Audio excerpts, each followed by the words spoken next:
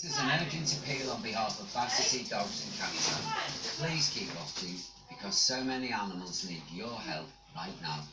Twinkle was found tied to a gate. She'd been abandoned, left to starve and to freeze in the terrible cold. She was terrified. If it wasn't for Battersea Dogs and Cats Home, Twinkle might not have survived the night. And then there's little Minnie, all alone in the world with no one to care for her. Her skin had become infected and she was in agony.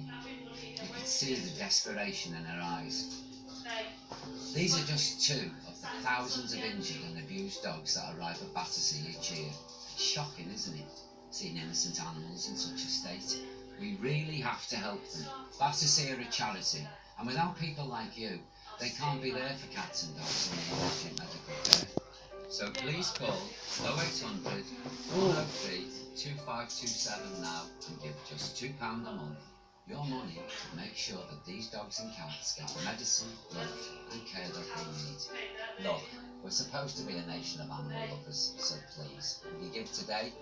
Because you can make a real difference. I mean, just look at little Minnie here now. Look at her. Isn't she gorgeous, little girl?